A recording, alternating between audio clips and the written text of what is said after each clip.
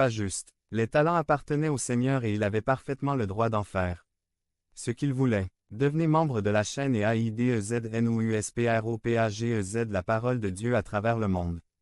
Samedi 16 mars 2024. Si vous croyez en la puissance de Dieu. Commentaire 11. Le Seigneur allait droit, les administrateurs étaient chargés de gérer fidèlement les talents. C. Au VV. 19. Nous voyons le Seigneur revenir et il veut savoir ce que les serviteurs ont fait de ces talents. Le droit de Dieu est de savoir ce que nous faisons de ce qu'il nous a donné.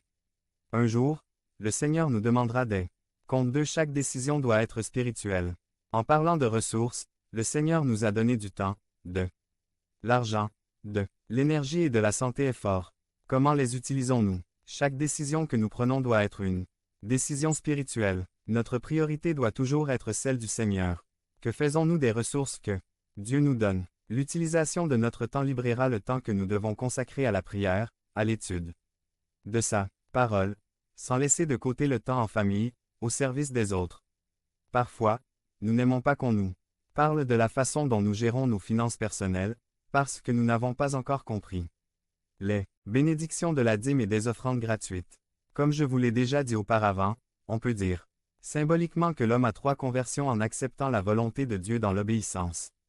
D'abord avec l'esprit, puis avec le cœur, et enfin avec son portefeuille ses finances. La générosité est merveilleuse lorsqu'elle est donnée de tout cœur, mais nous ne devrions pas nous attendre à ce que seul les généreux donnent la dîme, mais tous les chrétiens. Jésus a dit, là où sont vos trésors, là sera votre cœur. Principe 2. Dieu utilise l'argent et les biens pour nous préparer à son royaume. Si nous sommes fidèles dans les petits, il nous préparera à être fidèles dans les plus grands.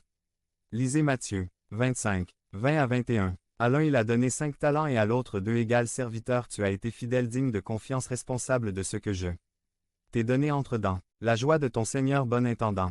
L'argent, les biens et les talents sont des instruments très efficaces que Dieu utilise dans nos vies, car il nous envoie des épreuves. Le chrétien mûr dit, mon Dieu, que veux-tu que j'apprenne de cette situation? Le chrétien immature dit, Dieu, qu'est-ce que tu me fais? Le Seigneur vous envoie des tests. Preuve, oui, des tests, pour voir si on lui fait vraiment confiance. Comment nous utilisons ces bénédictions? Il appliquera les récompenses. La façon dont nous réagissons aux tests, c'est-à-dire notre témoignage, déterminera la récompense. Nous pouvons voir que le fidèle serviteur entre toujours dans la joie du Seigneur. Principe 3. La quantité n'est pas importante. Dieu peut vous donner beaucoup ou peu de talent, mais il ne base pas votre fidélité dans l'administration sur le montant donné. Peu importe si le Seigneur ne vous a donné qu'un peu, utilisez ce peu au maximum pour lui, 100%. VV.